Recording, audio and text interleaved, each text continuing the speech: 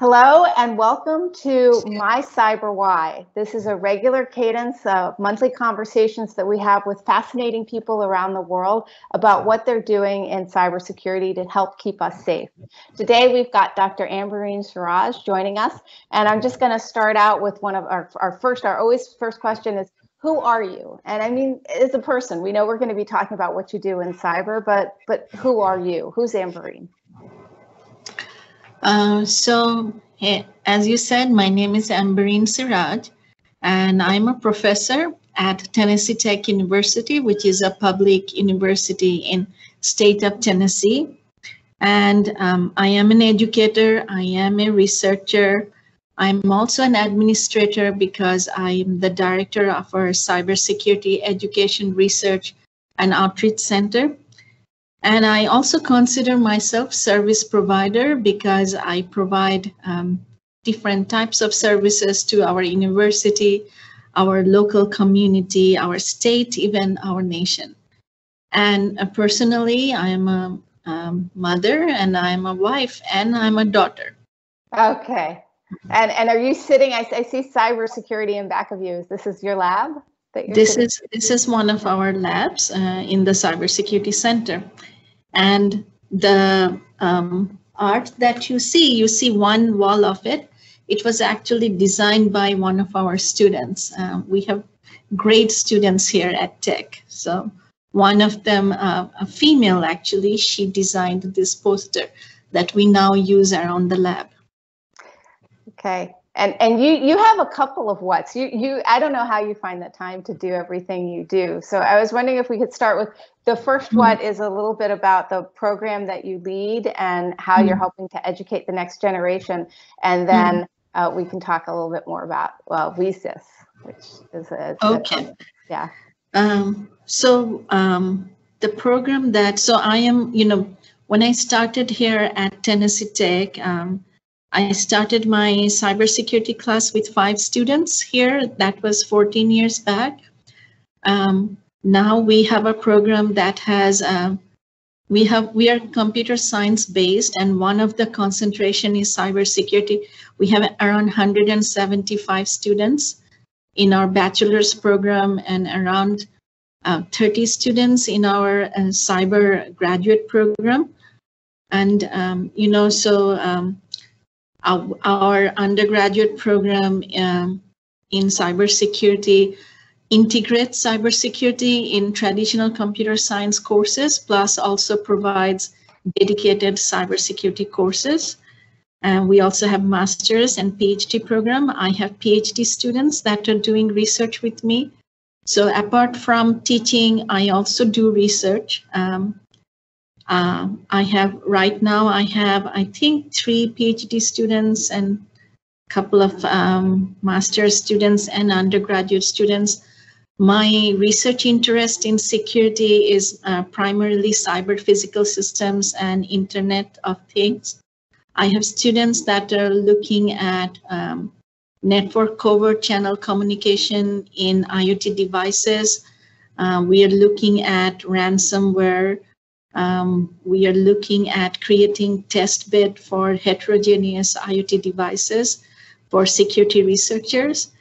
We are also looking at smart meter privacy preservation.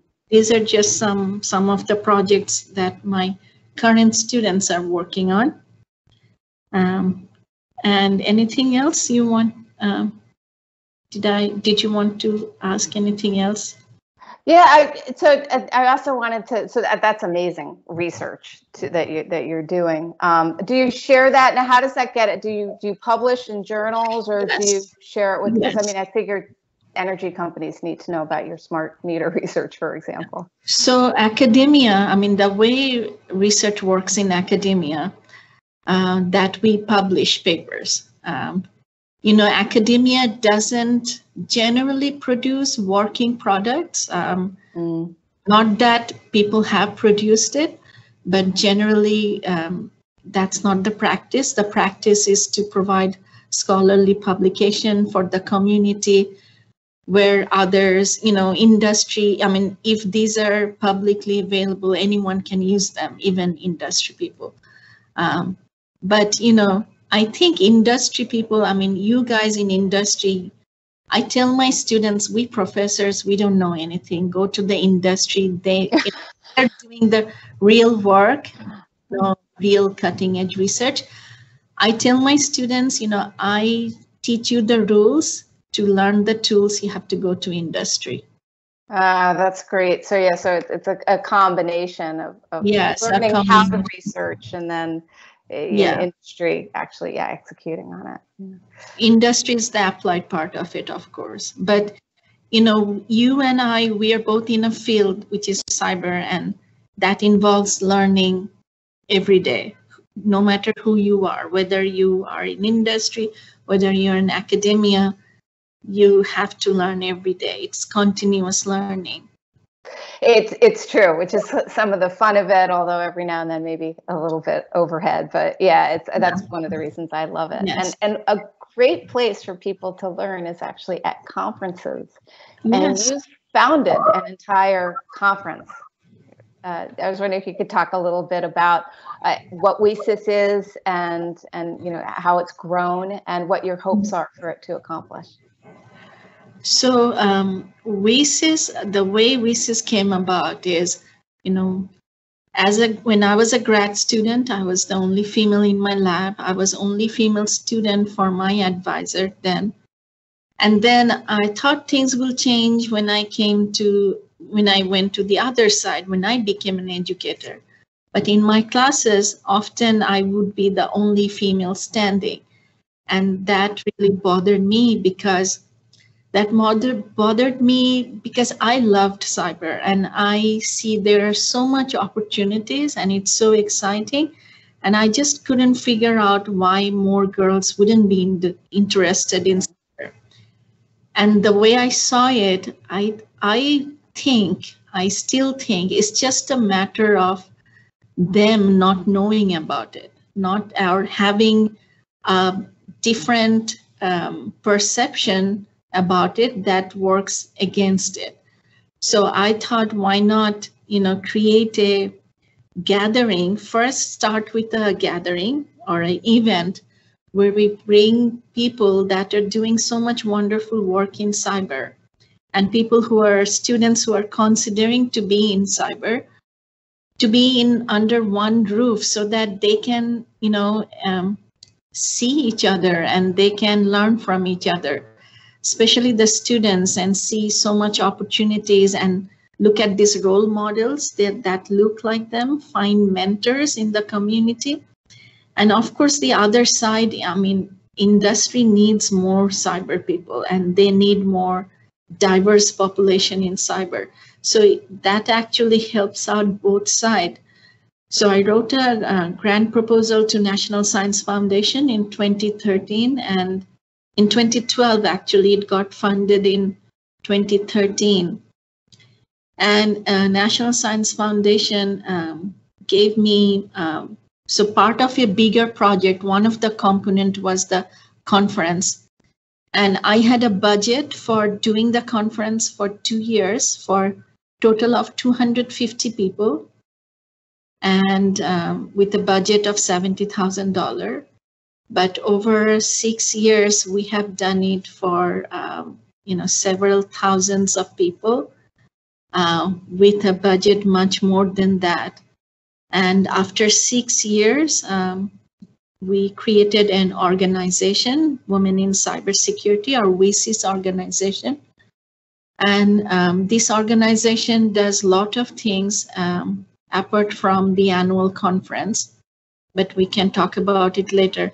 But one thing I want to mention about the annual conference is that, you know, regardless that it says Women in Cybersecurity Conference, it does not exclude men to come to the conference. Men do come, and they should come because it gives them a whole different perspective.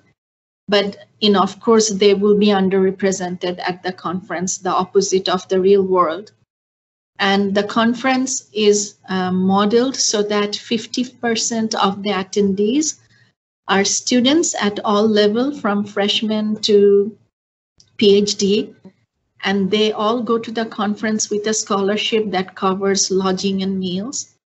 And the other half is non-students that can be educators, professionals, recruiters. So it has a mix of everyone. And this is the largest security conference that has that ratio of 50% students and 50% professionals. And it is also the largest security conference that has comparable representation of academia, industry, research labs, government under one roof. Yeah, I was so fortunate to be able to attend and speak this year, and that's what I really loved about what you've created, is that it's a very, very inclusive feel. You know, all genders welcome, all people welcome, but and the students very heavily represented, which adds a very different flavor. When you get to a mostly industry oriented conference, it's just, you get a different sort of feel and vibe to it, whereas having the students, and both from being able to mentor them, but also learning from them and what they're now researching and what's sort of up and coming. It's a very vibrant conference, and I thank you so much for and it's really not just because of me. It's, you know, I started this, but there were, you know, I found so many friends, and we all then found so many other friends that we all created a community, a tribe that really are very supportive of each other. And that's how this conference and this community and this organization keeps going. Yeah, and that seems so. I mean, that's really your why of why you created the conference, why you keep doing it. Is there what's the original why? How did you get interested in cyber itself? I think I got interested in cyber because of my professor. I took a class with him. My professor's name is Dr. Rayford Vaughn. He's one of the few people that had major impact in cybersecurity education and workforce development in this country. And I was fortunate to be in his class, and I just really loved the subject matter, and I fell in love with it. And I you know, worked for my and he became my teacher for that course, became my advisor, and I did my dissertation thesis with him. And that's, I mean, I just loved it. I mean, just felt like this is me, and that's how, I mean, it wasn't just any other thought after taking the class. And now you're sharing that inspiration with others as an educator and as the founder of WeSys, which is amazing. Whatever I can do. You're like, yeah, it just didn't matter. The average day for me. All right.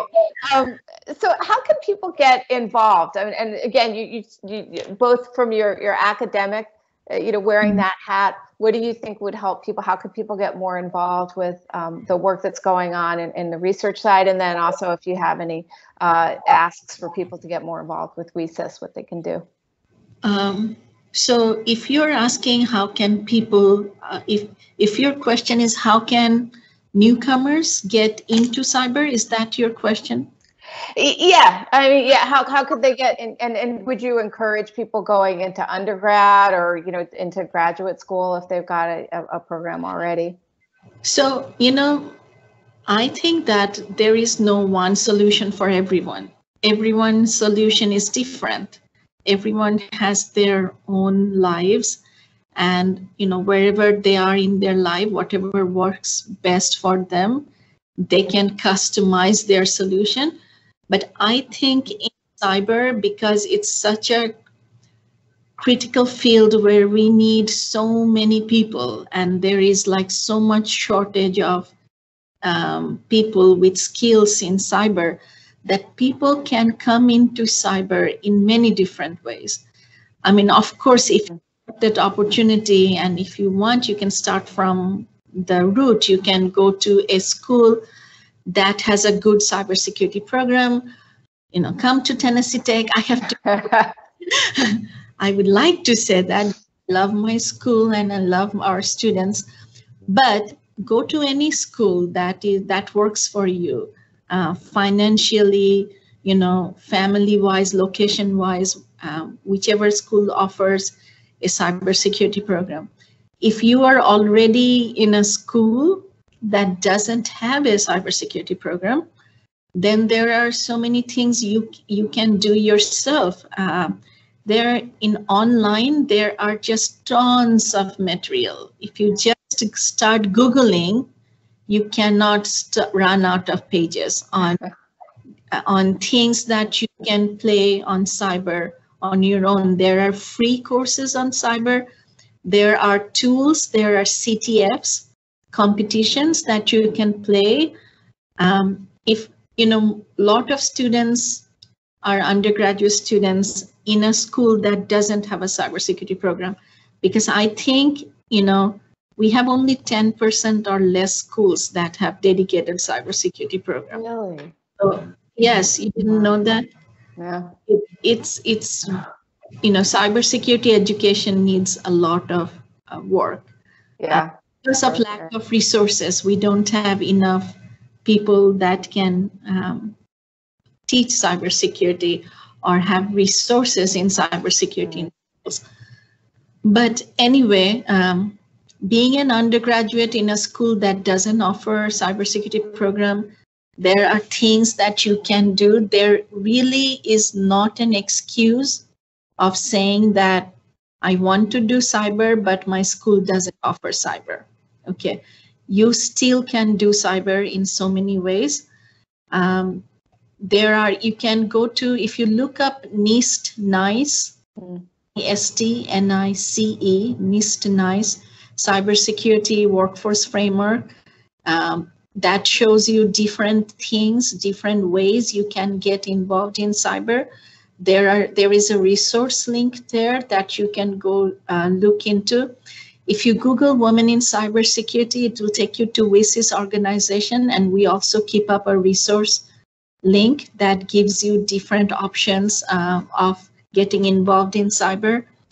If you go to our Tennessee Tech's website and look up CROC, Cybersecurity Education Research and Outreach Center, or just do CROC TN Tech, and then look up the resources tab or getting started in cyber, we compiled a list there as well.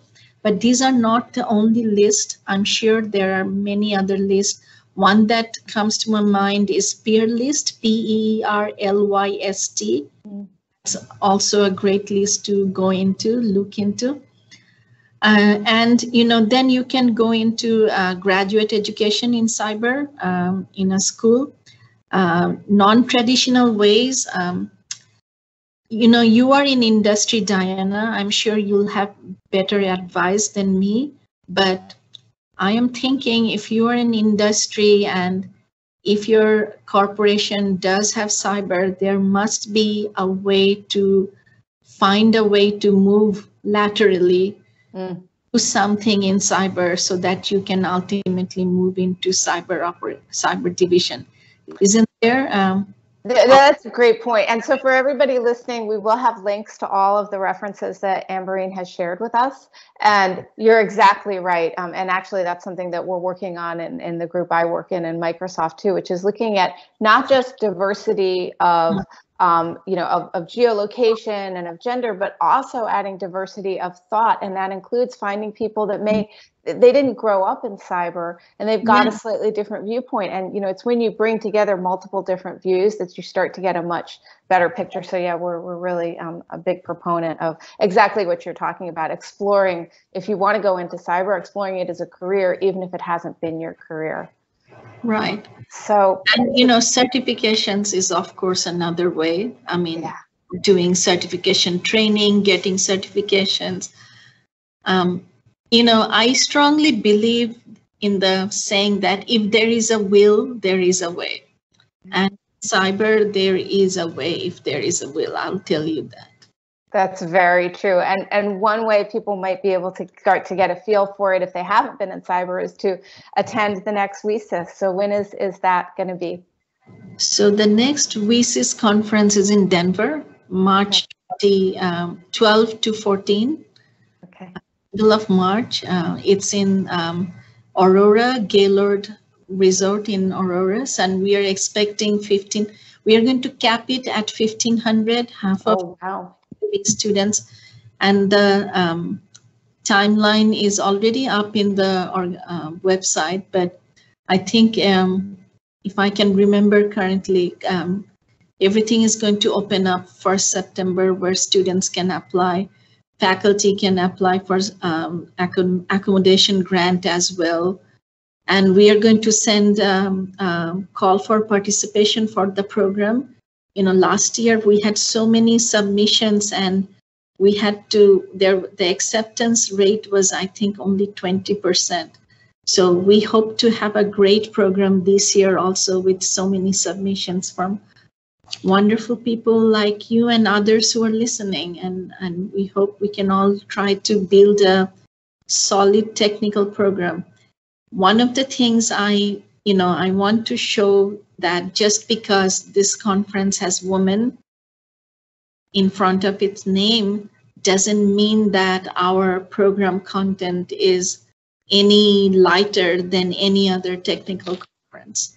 Yeah, no, and that's very much the case. I would say it even skewed more technical. I think that may have been because there were so many researchers and academics there. So yeah, completely. Anybody thinks RESIS isn't technical, they got to go to Denver and see what it's all about, because it's really an amazing conference, and you're an amazing person. Thank you so much for all that you do and for taking the time to talk to us today.